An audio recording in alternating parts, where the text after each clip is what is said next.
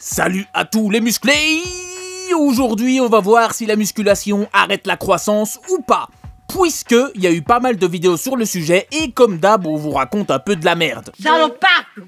Alors c'est un sujet qui va concerner très peu de personnes ici, puisque voilà, j'ai 0,6% de public de 13 à 17 ans, sûrement parce que je n'ai pas vendu mon âme et mes neurones à TikTok, du coup j'ai officiellement un public de boomers, contrairement à Experiment Boy le pointeur.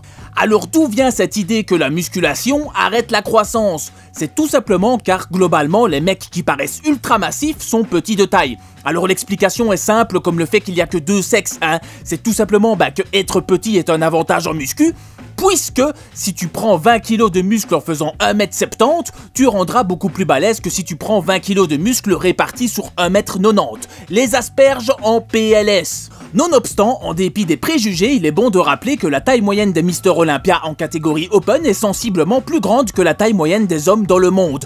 Cependant, est-ce que la taille de leurs couilles est supérieure à la moyenne? Je ne pense pas, hein.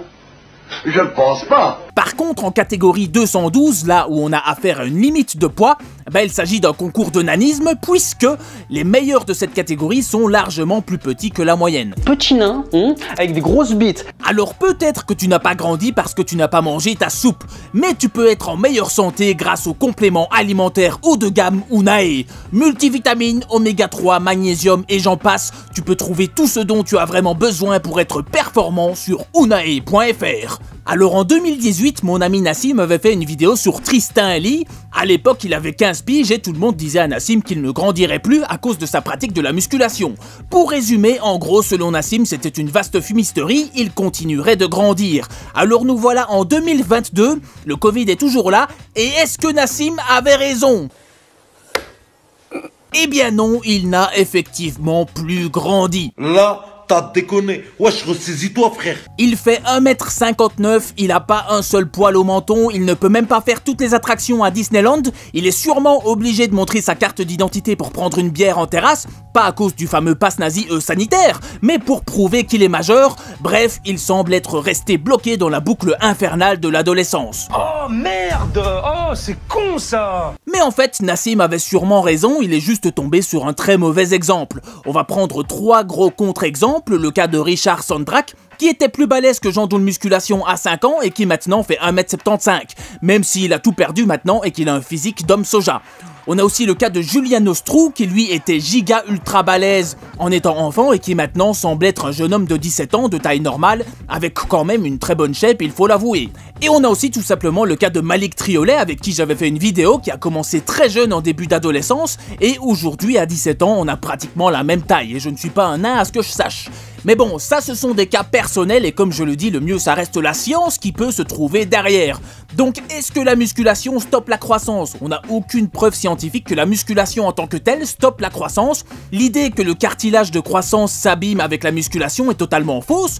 En réalité, il faudrait que l'os casse carrément à ce niveau pour avoir un impact. Et encore, du coup, seul l'os touché serait impacté. Donc en fait, quand t'es ado, il vaut mieux éviter de faire du saut à ski. Par contre, on sait très bien que les carences énergétiques, récupérer la calorie, pour vivre, tout simplement, peuvent ralentir, voire stopper la croissance, et pour être sec à l'année comme Tristan Lee l'a été, il est clair qu'il a été majoritairement en déficit calorique durant sa puberté. D'ailleurs, il le dit lui-même, ça fait 2 ans qu'il est à 1800 kcal par jour, bordel de merde, donnez-lui du 4 quarts! Alors le mécanisme est assez bien connu, l'une des hormones clés pour la puberté est la leptine, une hormone produite principalement par les tissus adipeux, le gras dégueulasse. Donc ceux et celles qui se plaignent que les chaises et les bancs ont des accoudoirs sont en fait des usines à leptine. Raison pour laquelle les enfants en surpoids ou obèses ont tendance à avoir une puberté qui se déclenche plus tôt. Et on sait très bien que la leptine est corrélée au pourcentage de masse grasse, en gros plus t'es sec, plus ton taux de leptine a tendance à être bas.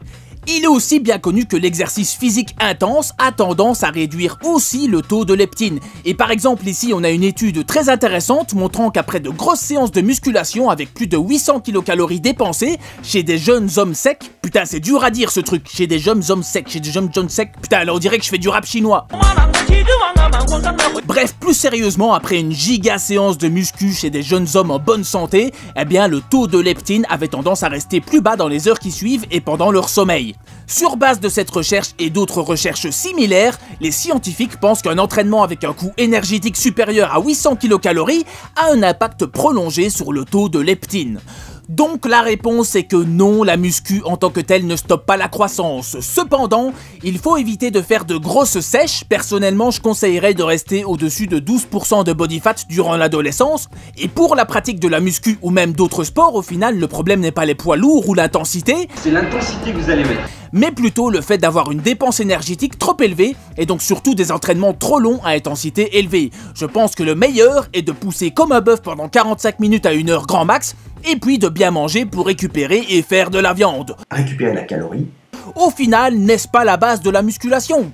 Voilà pour cette atomisation de fumisterie, alors tu n'imagineras pas qui, pour une fois, avait assez raison dans sa vidéo sur la muscu et la croissance. Eh bien, Geek & Fit avait plus ou moins raison, bravo pour une fois, voilà une médaille. Félicitations, PD. Voilà pour cette vidéo sur la musculation et la croissance, alors évidemment on n'oublie pas de précommander Annihilation Brachiale, les précommandes seront bientôt terminées puisque la formation va sortir, donc voilà, il n'y aura plus de pré-vente. Ou alors Sèche Ultime, si t'as fait du gras dégueulasse avec les fêtes de fin d'année, c'est le moment de faire un grand nettoyage, c'est le moment d'avoir les abdos pour l'été, c'est maintenant que ça se prépare, donc Sèche Ultime est là pour ça, et sur ce, je te dis à très bientôt pour une nouvelle vidéo.